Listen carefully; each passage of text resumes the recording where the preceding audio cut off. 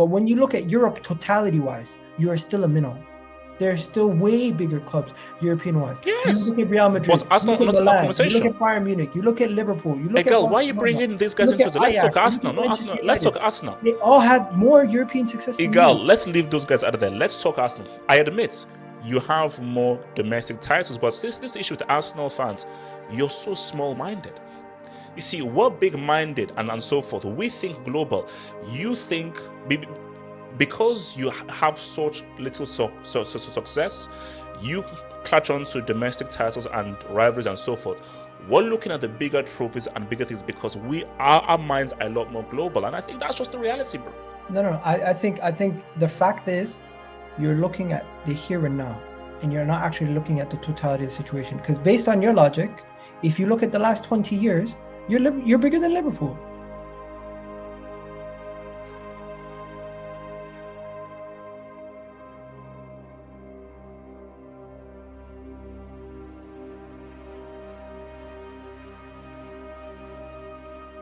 Yo, look, What man. are you saying, man?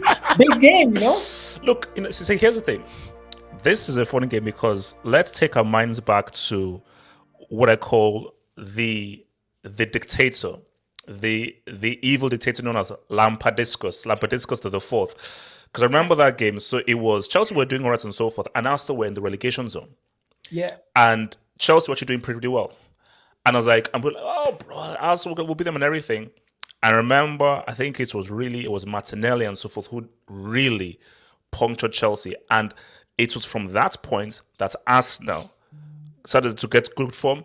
And it was at that point that Chelsea started to go all the way down.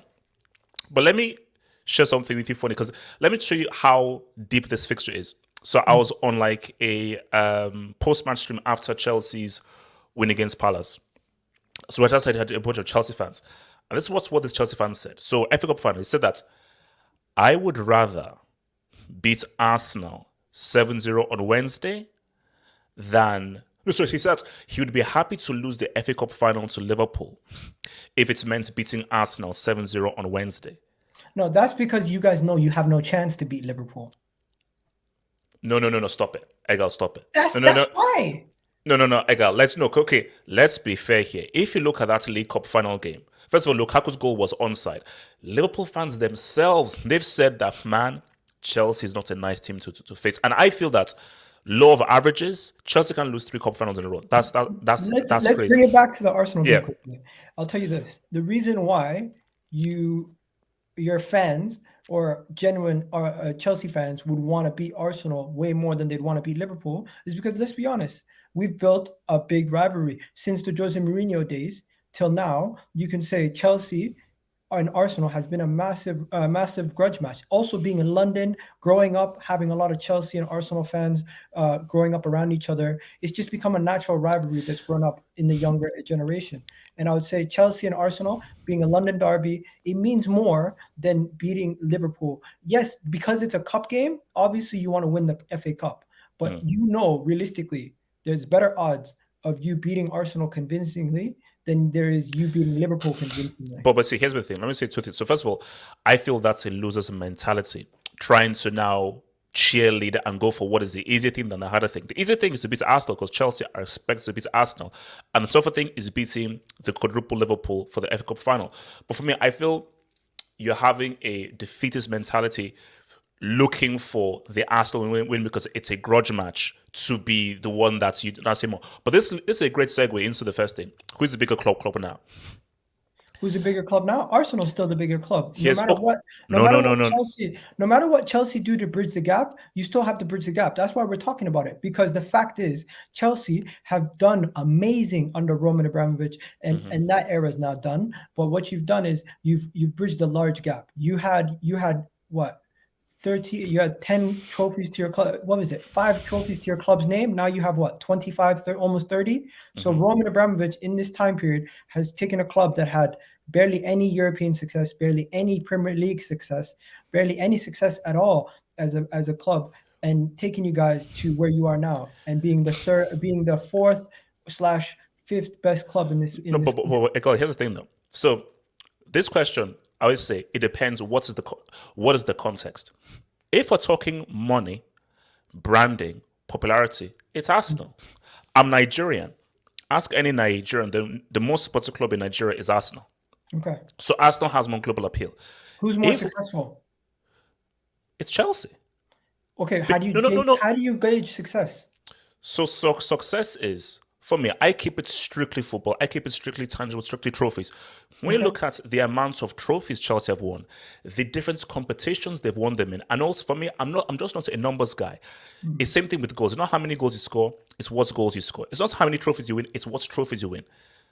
Egal, the fact that Arsenal have only been to one Champions League final and you've never won the Champions League, you simply cannot look Chelsea in the eye. I'm sorry, that's just the bottom Okay. line fact. Hold on, Let wait, me wait, let me let me stop you land, there. let me land, let me land, let me land, let me land, let me land, I'll give land. So my thing is, why are PSG chasing so hard and investing so much in the Champions League? Why does Pep keep losing all of the little hairs on his bald head anytime he goes out of the UCL? Because you winning the Champions League, that is the signifier of we've arrived as a big club. In a footballing sense, yeah, I'm not talking branding. Branding is all cool. I'll give you branding, I'll give you business, I'll give you merchandise. But strictly football, that Champions League, which we have two of, that is the thing that signifies you as we are a big, respected football club. You can't be respected as a major elite football club if you have zero Champions Leagues. I'm sorry. And you know what? You cannot be respected domestically if you don't have double-digit league titles. Do you have double-digit league titles? Egal, what did I say? I said it's a combination. Europa League, Champions League, Super Cups, Cup Winners' Cup. Name whatever trophy No, once no, no. Chelsea Can I have it. name something You're talking else? only domestically. One second, one second. Okay. Let me name something else for you. In your own country, you have Manchester United, Liverpool, Arsenal, Everton, Manchester City, and Aston Villa, who have more league titles than Chelsea Football Club. And you expect me to believe that a club that has less league trophies than Aston Villa, Man City, Everton are now going to overtake Arsenal, who have 13. Come on. Egal. No. League title wise, one second. Domestically, we are way superior. European wise, you're in Europe. Yes, you are more superior in Europe. In Europe, you have more prestige than us. Okay. But when it comes to totality, who's now the bigger club? Yes, you can look at everything non-football and you can look at success. We have been more successful than you based on totality of trophies won as a club throughout our time period of football. Football was not only a 20-year gap. If you want to say Chelsea's more successful now, yes, you are now currently more successful than us. You are currently a better run club than us, and you currently have more No, no, success. no, no. But the But question, no, no, when no, you no. say Egal, bigger egal. club, No, very quickly. when Who you say is the bigger bigger club, club now? Who is the who bigger is club okay? now? Is that the question, or is it who That's is the bigger club? the.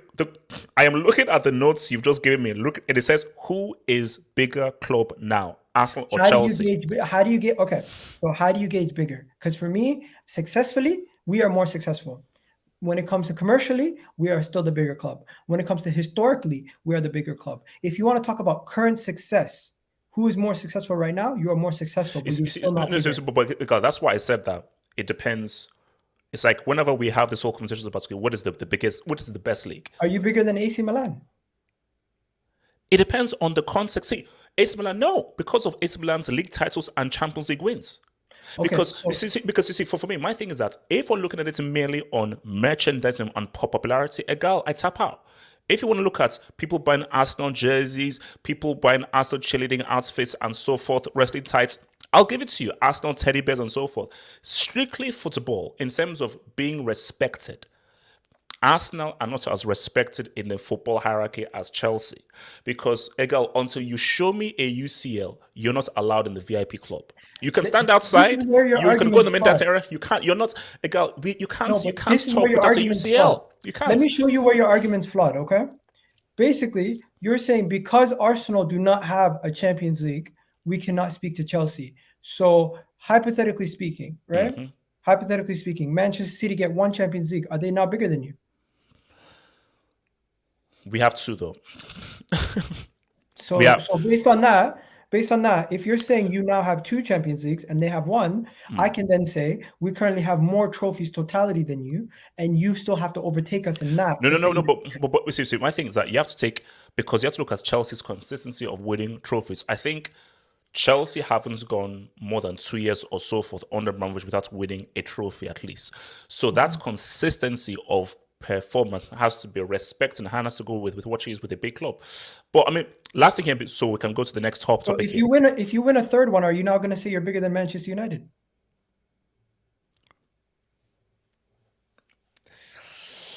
Based on your logic, I'm just look. based on your No. logic, No. Here's the thing, though. based on your logic, you would now say you're bigger than Manchester United. Egal, here's the thing.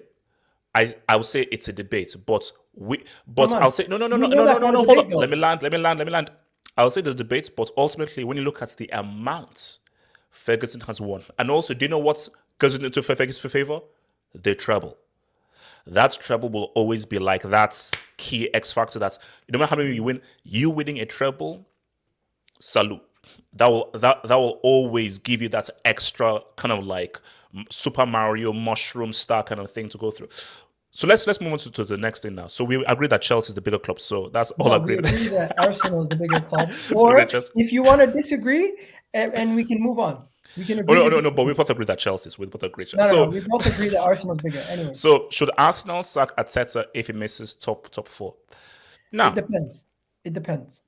Bro, I don't know if you know. Okay, I don't know if you know, but the situation with Arteta and Arsenal is a very shaky one because Arteta, in my opinion, his job seems very secure, even if we finish in 5th or 6th, because I feel like at the beginning of the season, the objective was to get back into Europe.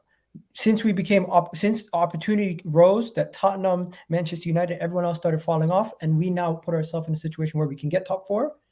That is something the club is looking at, and they're looking at, and they'll be like, you know what, this is a good opportunity, but they probably will not judge him being sacked or him staying based on top 4. They'll probably look at it from where their objective was at the beginning of the season. Because just because the season changed, yes, your objectives change, but since we've now dropped off and we're now looking like it's going to be tough to get into top 4, I still really do think even if he finishes 5th, hypothetically even 6th, they will consider keeping him. If we finish 7th or 8th, then that might be a different discussion. No.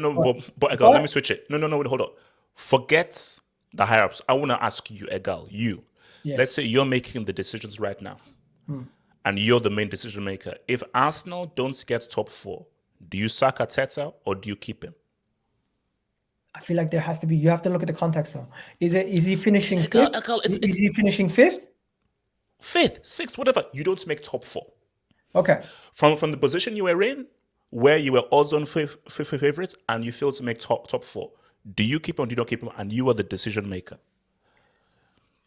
If it was up to me, to be honest, when it comes after the Man City game, I was questioning him. After the Everton game, I was questioning him. After he went on his good run, he kind of won me over. He had some credit in the bank.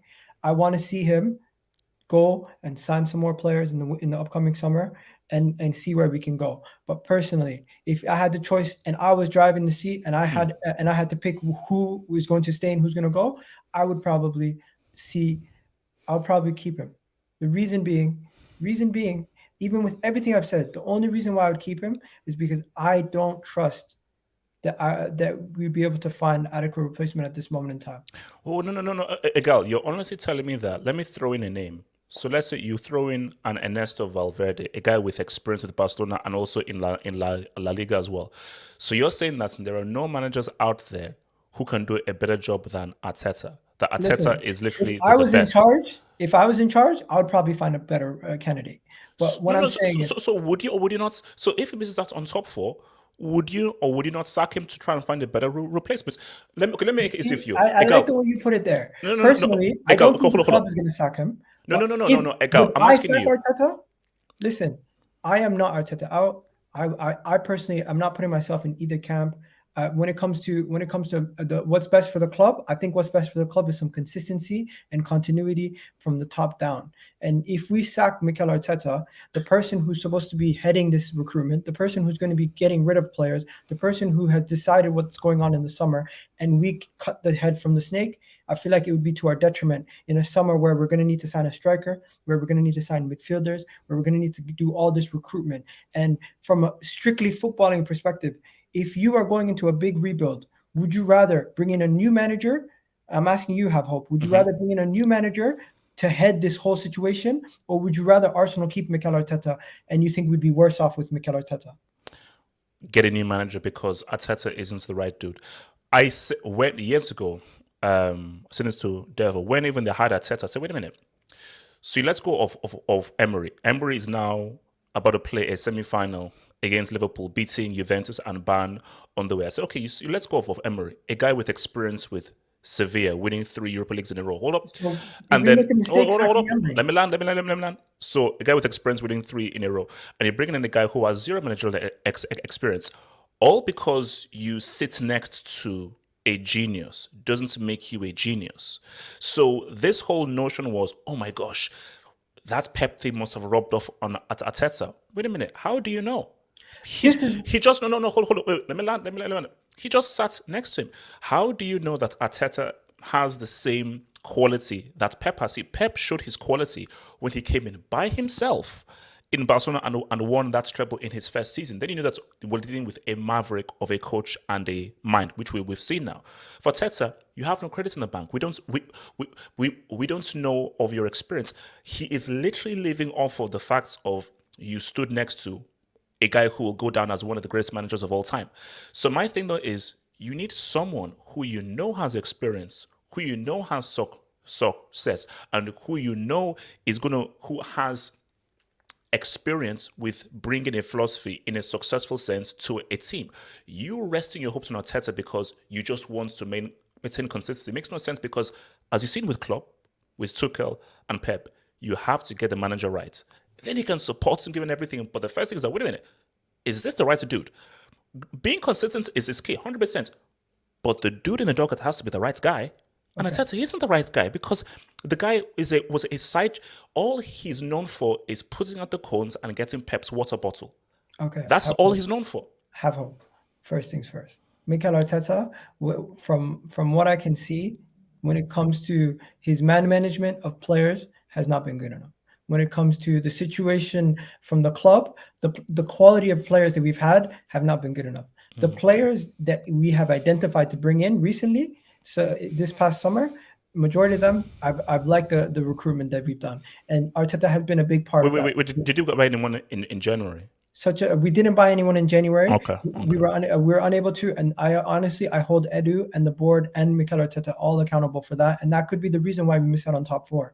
But do I put all the blame on Arteta? No. Personally, I hold Edu accountable for a lot of the recruitment mistakes. I hold Edu accountable for a lot of the personnel issues that we've had, and I hold these guys accountable at the top for how bad of a squad it is. The reason why Mikel Arteta, I think Mikel Arteta is the only person out of that whole system that we have running this club who knows what quality of players you need to get to that level. And if we bring in a quality manager to replace him, I would not be against it. But at this moment in time, we have him in charge. I am backing my club to do something. And if and when we do not do it, I'll have to reevaluate it at that point. But at this moment in time, it would be too early for me to say, you know what, I would want him sacked. If we do finish the season well, and at the beginning of the season, have hope, I was willing to finish 5th or 6th, and I would have viewed that as somewhat of an improvement on the season prior.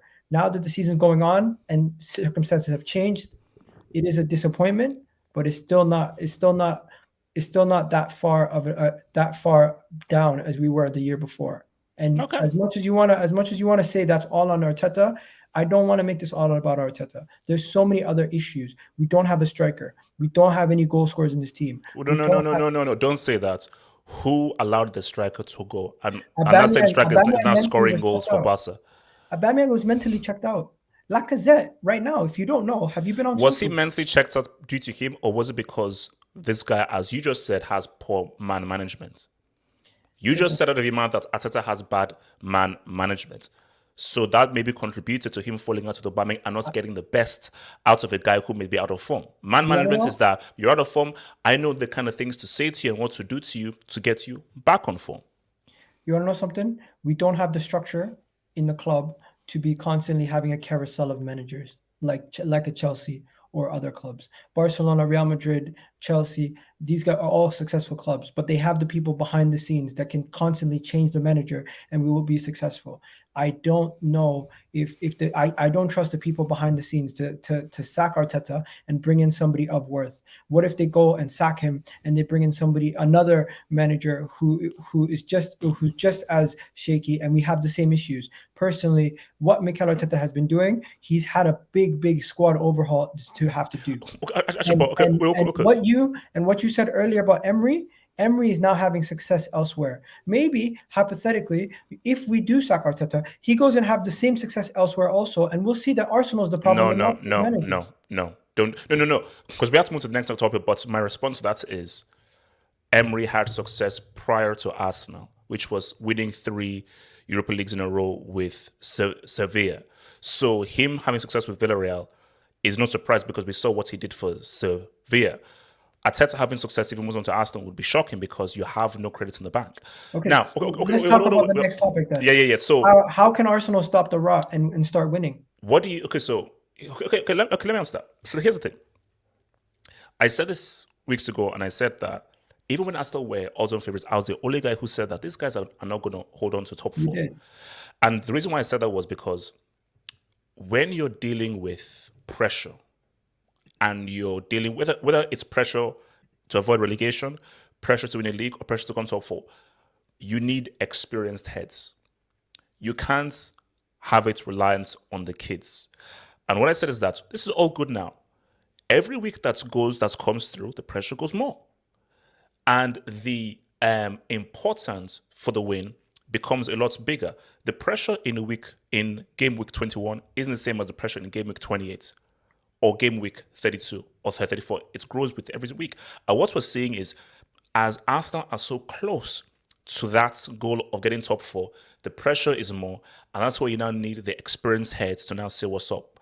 The experienced heads haven't been saying what's up. And it is very unprofessional for you to rely on a kid like Saka to carry these guys all the way through. He's a freaky kid. So is Martinelli. So these guys are kids. You need the older heads to now say, all right, kids, you've done well. I'm going to come through for you. So, as you said, January. Look at what Tottenham did in January. Bentancur and specifically Kulusevski. Look at what Liverpool did. Luis Diaz could be a very big reason why Liverpool could have a very successful season.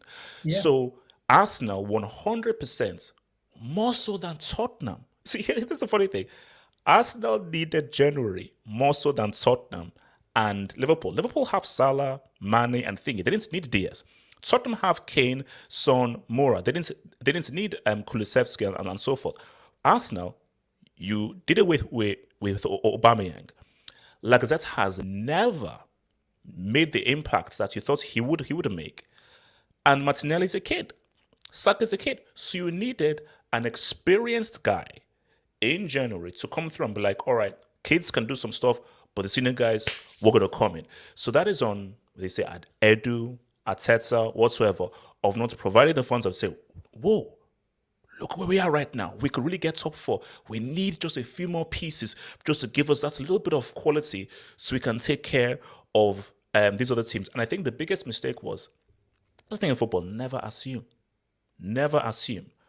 The assumption was, oh, Palace, Brighton, let's just worry about Chelsea and so forth. So, whoa. Why are you just assuming you'll beat Palace? Why are you assuming you'll beat Brighton?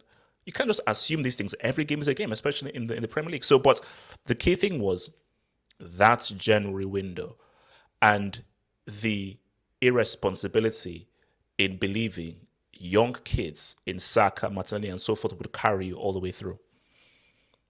Listen, I've listened to everything you've said, and what I feel. Am I hearing you correctly? Are you saying it's not fair to depend on the youngsters? Because I agree with you there. Yes. Or are you saying, or that's what you're saying, right? Yes. I 100% agree with you. It's not fair to depend on the youngsters, but the youngsters are not the problem here. The problem for me is Lacazette, Eddie Nketiah, Aubameyang. Those 3 were our strikers this season. They have performed terribly. Eddie Nketiah has 0 goals in the Premier League. Aubameyang has 4, Lacazette has 4. And what you have to realize is Aubameyang and Lacazette are joint top goal scorers in that striker position this season, and Aubameyang hasn't been missing since January. So you can put this all on poor recruitment, not signing a striker in January. I 100% agree. I personally wanted a striker in January. I personally was upset that we didn't get Vlahovic or Isaac or somebody down the line. But the clubs viewed it this way. If they could not get the person they wanted, they did not want to go and just sign a filler.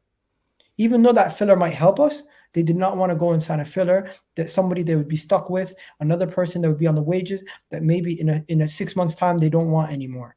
And how do you even know if that player is going to make a big impact in that January window? I personally wanted a January signing. We didn't get it. The reason why I am so frustrated is because currently we don't have a striker. Lacazette is useless, and he's going to go down as one of Arsenal's flop signings, in my opinion. He had one very good season. He had another half good season, but overall, he's not cutting the mustard. He's 30 years old, and he can't even run for a full 90 minutes. Aubameyang, he threw his toys at the Prem, and Eddie Nketiah is not just up to the level to play as our starter striker week in, week out. Personally, you're saying you can't trust the youngsters. I'm saying the opposite. All we have right now is to trust the youngsters. Start Saka, start Martinelli, start ESR, start Odegaard. Those are our front three plus the attacking midfielder behind them. Send them out there for the rest of the season, and that's what we have to do. Because if you remember, we did a similar thing versus Chelsea the first time, that Lampard game. We put Emil Smith-Rowe out there, we put Saka out there, and they performed. I'm saying this Wednesday, we do the same thing. Play Laka put Laka on the bench, put Eddie Nketiah on the bench. I don't want to see them for the rest of the season. Start Martinelli as our striker for the rest of the season. Play ESR on the left, play Saka, and that's how we're going to do it. That's my solution, and that's my solution to get us out of the rot, because we have no other option. We currently have no other option. All right, so Chelsea. So let's now approach the game now. With Chelsea and Arsenal's top 4 chances. Here's the thing, it's not looking good for Arsenal. It's not really looking good at all for Arsenal. And for me, I think that because this game is at the Bridge. Is that at the Bridge? Yes, it is. Yes, it is at the Bridge. Yes, it's at the Bridge. So my thing though is, look, Wednesday night football. Wednesday. Champions League. So my thing is, look, you see, it's weird though, because my thing, if let's say things went as they should have, Arsenal beats Palace, Arsenal beats Brighton, this game wouldn't have really mattered because of the games in hand. But because of those 2 losses, and looking at what United and Tottenham are doing, end is no. End, because we have to look at mathematics. Mathematically, even if Chelsea were to beat thingy, and let's just say for argument's sake, United beats Liverpool, mathematically, Arsenal can still get top 4. Mathematically, there's still be what, 5-6 games left? But we have to go clean sweep. No. Clean sweep, but mathematically, it's possible. Now, mathematically, West Ham can still get it. True. Okay, now let's move mathematics once again. Let's talk for footballing wise. I already feel that Arsenal's top 4 is already gone. So Chelsea will just be adding salt into the wound. I think that the loss to Palace and Brighton pretty much ended it. And I think that this will just be adding salt into injury right now, because I just think that, like, and also let's just remember for what's like, see, Chelsea aren't playing for anything per se. They're just going through the motions because Chelsea can't be caught in third, and Chelsea are in third. So but here's the thing though. Chelsea want to win this game, because I think that, you see, what you always know about players is the fans let you know how important certain games are. So whether it's guys like Havertz, Kante, so guys not from London and so forth, they all know that, Arsenal is a big game. Wherever it is and so forth, this is a game that means a lot to the fans, and so it always mean a lot to the fans. So, and Chelsea are one of those teams where, and here's the thing, you're right. Because let's even combine these two of how can Arsenal expose Chelsea. Can I just stop you for a second? No, but let me just land real quick. I agree with you. Here's the thing. It is what it is. You might as well just play the kids. Because look at our Palace game. I feel that Chelsea will have possession of the ball. And the thing with Chelsea is Chelsea finds how to break teams down. So if Arsenal is smart, so let me give you a little bit of thing of how Arsenal could maybe try to sneak a win. I don't think Chelsea will beat Arsenal, but let's just see how Arsenal could win. If Arsenal give Chelsea the ball, Arsenal sits back and force Chelsea to break them down, and Arsenal now try to counter, Arsenal have a chance of sneaking a win. Because when you look at Palace, they don't have the quality. They defended very well, had great shape. Vieira did the best he could, but you have bricks like Mateta and Jordan Ayew who are complete trash. But when you now put in a Saka there, a Martinelli there, and these guys there who are actually quality and they're speedy and quick as well, Arsenal could catch them on the break. The worst thing for Arsenal is if Arsenal come out and attack and give Chelsea space, then we'll slice you open and it'll be bad. Let me stop you right here. Let me bring it back to the first point. This is singly the most important week of our season. Yes. By far. We play Chelsea, then Manchester United. If we drop points in these next two games, that is it. It's done. But if we can somehow get maximum points or minimum like 4 points from these next two games, it's amazing. Hypothetically, if we beat Chelsea or if we get a draw versus Chelsea, that is a good result, right? If we lose to Chelsea, does it end top 4?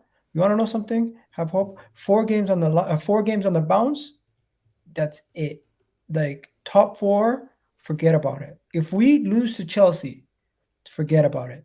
The only thing we can do at that point is pray for other people. Wait. So if you lose to Chelsea, it's over. If we lose to Chelsea, it's almost like forget about it at that point. You just need to try to focus on winning a game because we cannot lose 4 games on the bounce and expect this team to make Champions League football. Look, we lost to Southampton, we lost to Brighton, and we lost to Crystal Palace.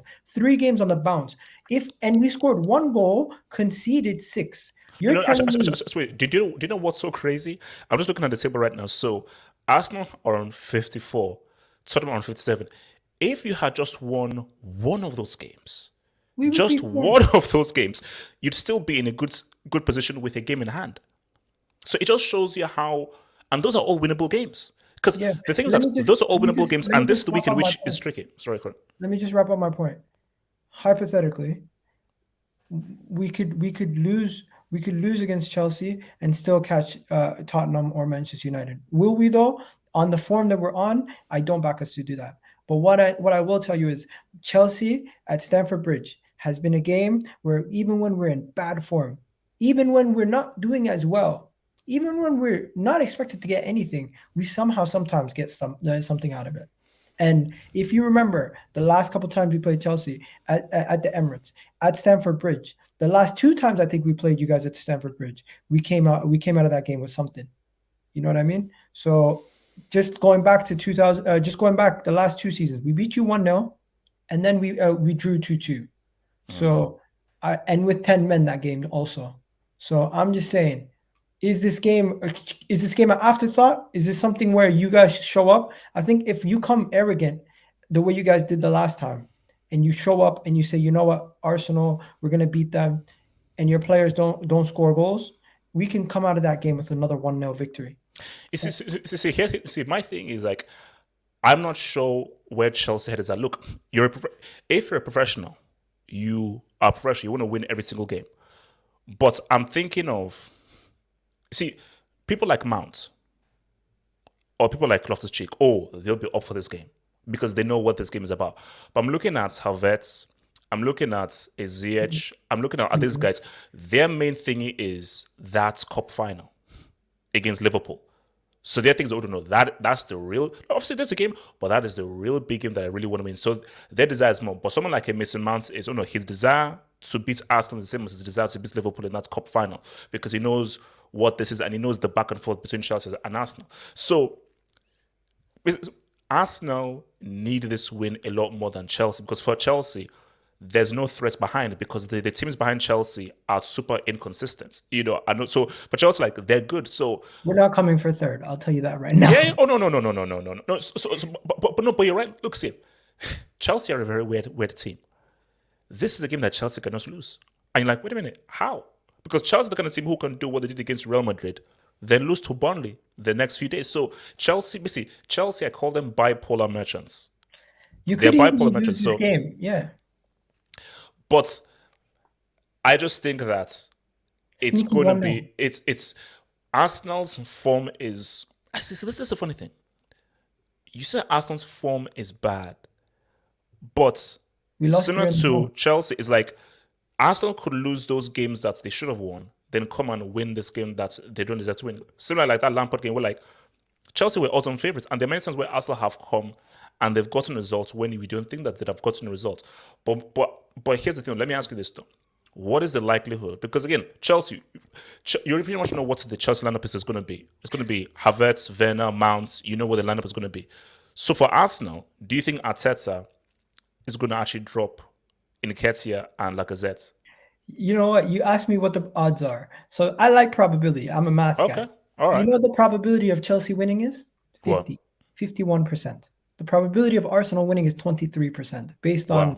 based on the fact that you're at home and looking at the quality of squad and everything else. So if they're giving us a less than 25% chance of winning this game, I'm not a betting man, but I back my team.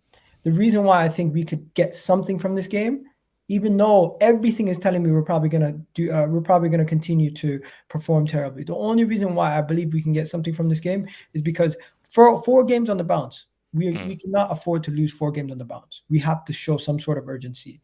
Also, Lacazette, Eddie Nketiah up top has not worked. I'm hopeful that Mikel Arteta will change it, as I said to you earlier in the video. Then the third thing, when it's a London derby and when Arsenal are supposed to lose a game, we pull a rabbit out of a hat. We're able to somehow put in a 90-minute performance and put a rabbit out of the hat. If Mikel Arteta, the boys, can somehow show focus and pull a rabbit out of the hat this game, it's not going to surprise me. We've done it before versus Manchester United. We beat Manchester United and we went on to lose to Aston Villa 3-0 the next game a couple years ago. We beat Chelsea 3-1 and we went on to our good run. I've seen situations before where we've gone into big games away from home. Just wait. We've done it. So Let I'm backing my team to just do it again. We let, don't let call me it blind ask you faith. this. Let me ask you this though. Let me ask you this. Do you think so? Let's say so again. I ask every Chelsea fan, and they are desperate to beat Arsenal because they want them to suffer. And every Chelsea fan wants Chelsea to be one of the key reasons why Arsenal miss out on top, based on just how boisterous they were throughout the whole season. But the thing though is, do the players share the same desire as Chelsea fans to beat Arsenal for reasons of making them suffer? Because that's my thing. Because I just don't know how motivated Chelsea are for this game. Because Arsenal, 100% they need to win this game. For Chelsea, like, yeah, win the game and so forth, but it's not a must win. So my thing is that You because will know in again, the first minute. because I need Chelsea to beat Arsenal. I need that to happen because I need Arsenal, especially Arsenal fans, to suffer based on just how Tottenham fans, where are you? Listen. I'm not even going to say that. Listen to this. Yeah. You need Chelsea to win. We need Arsenal to win. The players need Arsenal to win. Mikel Arteta needs Arsenal to win. Some of those players on the pitch need to win. Some of the academy players on the pitch, like Emil Smith-Rowe, Bukayo Saka, will be looking at this game and they'll be up for it. So, in my opinion, you don't have as much on the line as we do. We need to win it. We have to go out and put in a performance. And that is why I'm backing these guys to do it. And the way we're gonna expose But you- how do you approach it? the Say, way- how do you approach the game? the way we approach the game, similar to how we approached it the last time, we try to press you high up the pitch, try to force an error from either your goalkeeper, defenders, or something else, midfielders, anybody. Get that goal from some sort of error, winning the ball high up the pitch. You're gonna high press. Anything. Whenever we get that goal, whichever way we can get that goal, we get it, and then from on the way back, we balance it out. I don't know, but if I'm Mikel Arteta, this might be the game where I go to a back three. I really do believe this might be the game to go to a back three. No. But do you know why that's a mistake? So if you're going for a high press, that will play into Chelsea's hands. Because if Chelsea play Werner and they go for a high press, all Chelsea needed is one of those balls to beat the press, go onto Werner's speed. Werner to hopefully not, because Werner is horrible in 1v1. Werner to now get onto it with his speed, later onto a mount or so forth. Chelsea are up 1-0. So my thing is that if Arsenal are so eager to get that early goal, you're going to be playing into Chelsea's hands, and Chelsea will easily pick you off. Because Chelsea just needs one of those balls to get onto Werner. What Arsenal should do, which is why I don't know what Arteta will do. If Arsenal sits back and force Chelsea to break it because Chelsea don't have dribblers. So Chelsea are not good at breaking teams down. So Chelsea wants you to come out so they can now play balls over the top and give it to their Havertz or a man. That's what Chelsea wants. What Chelsea don't want is for you to sit back and now force us into ISO 1v1 situation because Chelsea don't have dribblers. I think that's what we're going to try to do, though. My whole point was we tried to get a jammy goal and then sit back for the rest of the game, shut up shop. That is the. I think that is We're going to be had against our back three.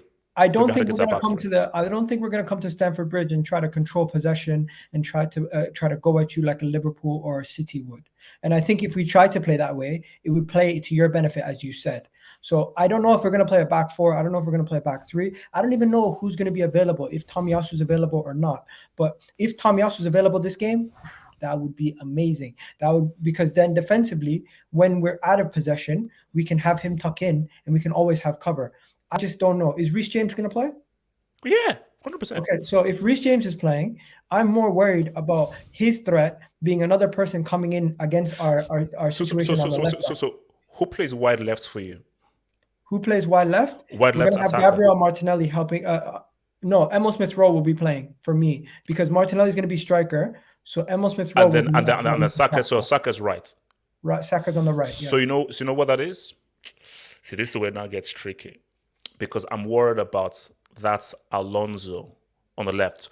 But if you're saying Martinelli, so if you're saying Smith-Rowe is wide left, what he has to do is Azpilicueta right centre back, Reece James wing back, because he only played Reece James right centre back.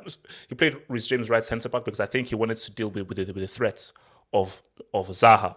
So I think that Zaha is more of a threat than Smith-Rowe. So I think that's because we need Reece James's attacking ability. So Reece James on our wing back whole thing, he'll cook. But my worry is Alonso and Saka. That's my This is why I think we might go to a back three because man for man, if we go man for man, that's Reece James versus Xhaka or Emil Smith-Rowe defensively when you're attacking.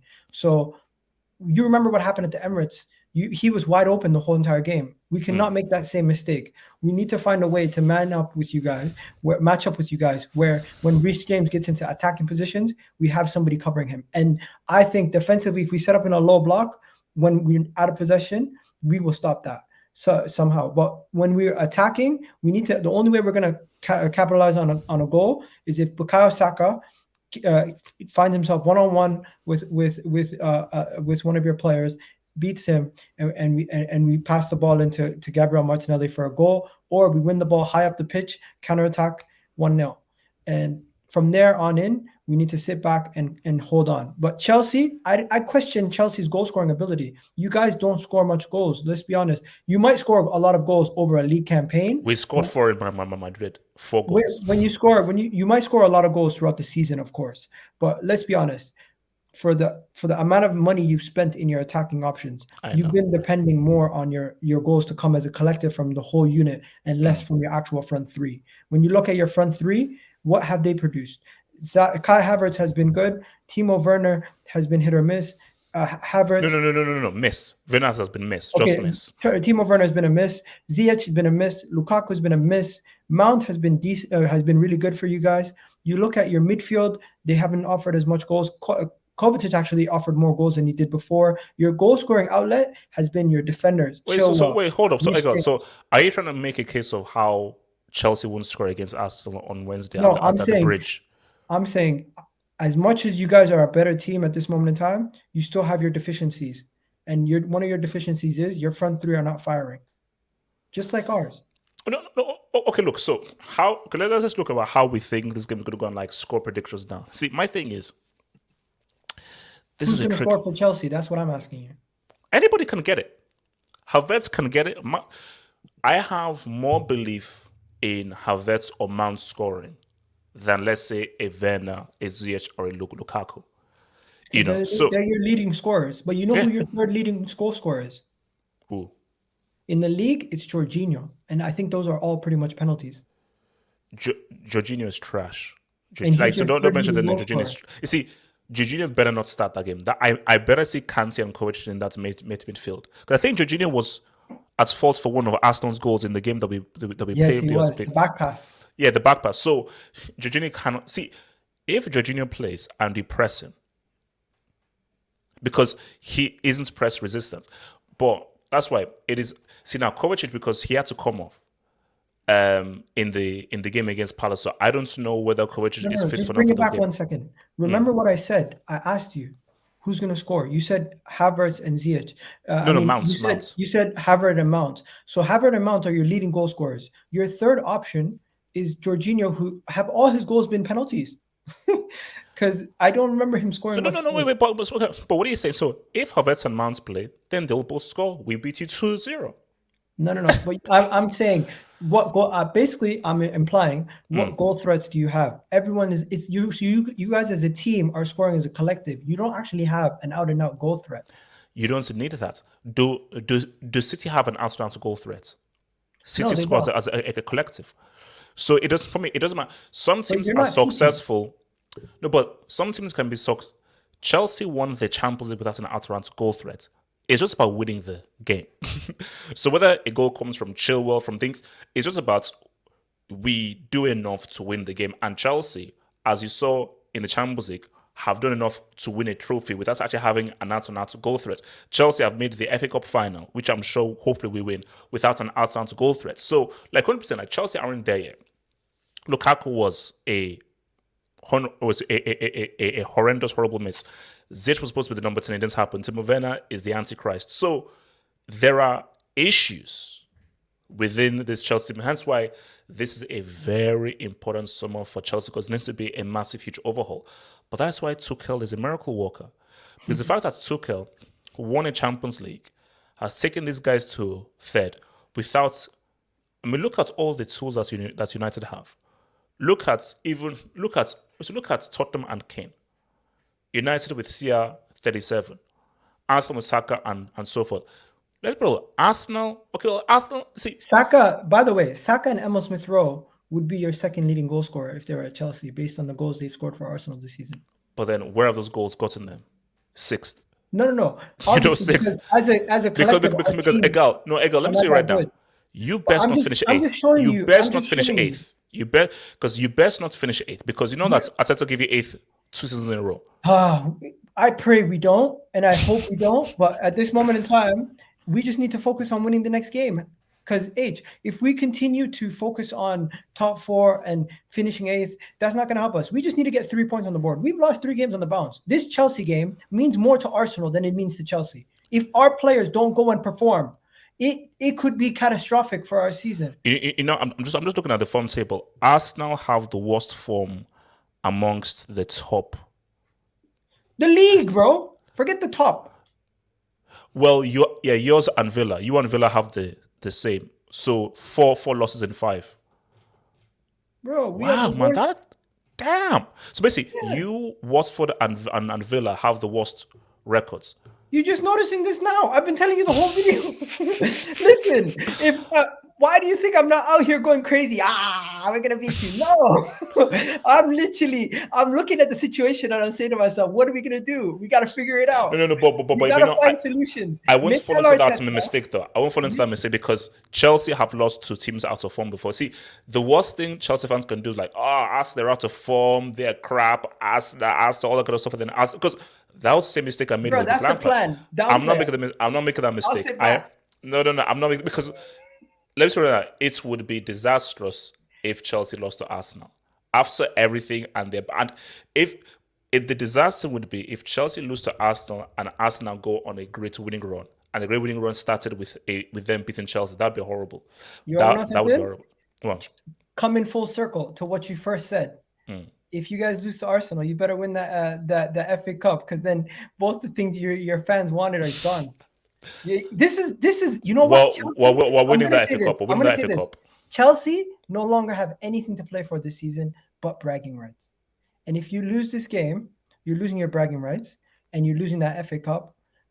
You have nothing. Wait, hold up. Your season will go down. Your season will go down as much as our season's a failure.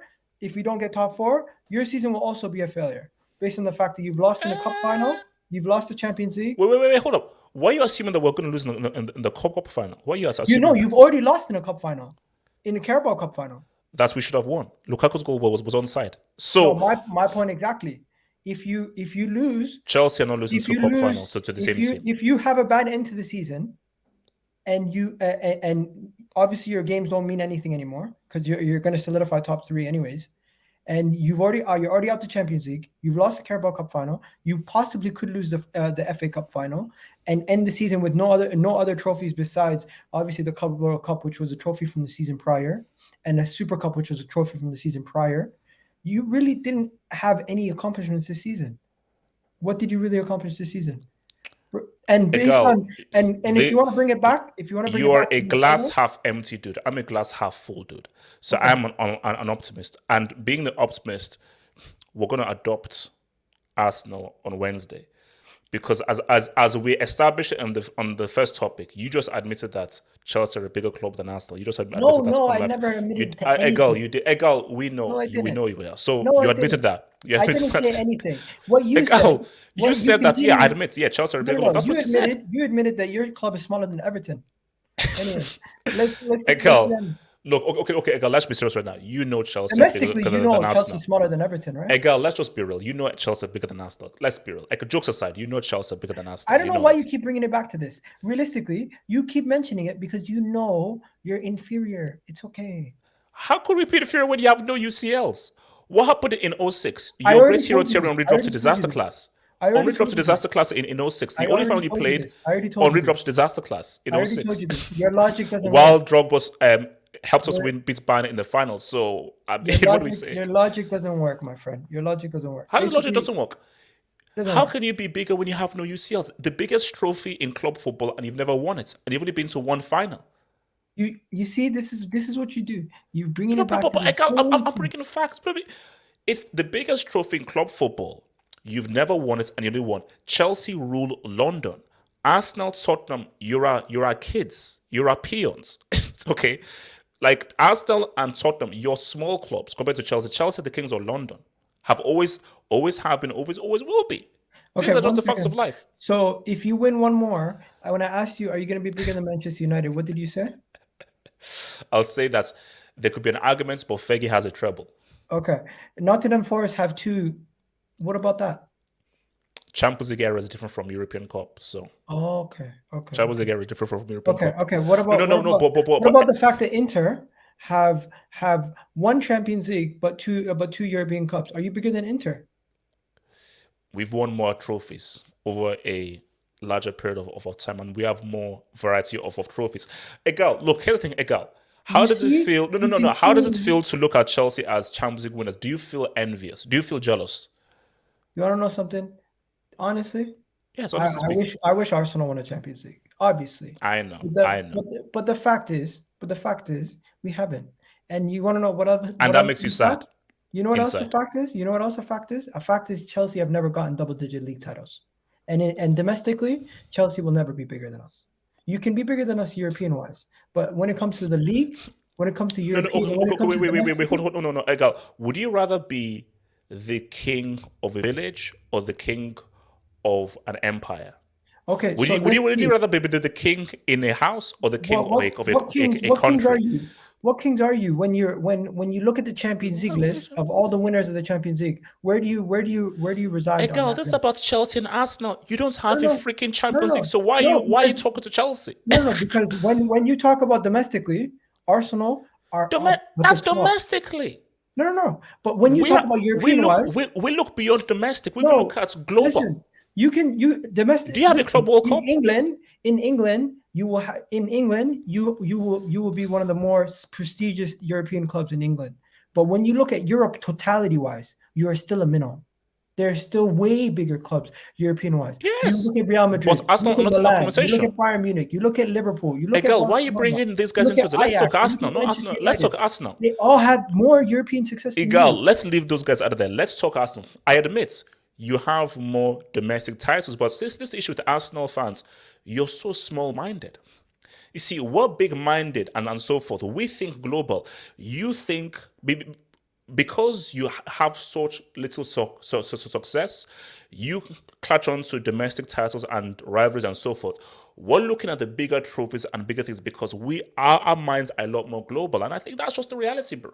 No. I think the fact is, you're looking at the here and now, and you're not actually looking at the totality of the situation. Because based on your logic, if you look at the last 20 years, you're bigger than Liverpool. Is that what you're saying? Okay, so based on your reaction, based on I my didn't say anything. My reaction could be anything. No, Egal, my reaction could be anything. No, your reaction basically showed me the level of the level of delusion. Egal, I didn't say anything. All I said was like, okay, no worries. You're the shrug emoji. But I'll say this, yes, sir. May the best man win. Oh, yes. Because in my opinion, Arsenal have to win this game. In your opinion, Chelsea have to win this game. And at Stamford Bridge on Wednesday, whatever time it is, 8 o'clock, I think, we're going to find out who the best man is.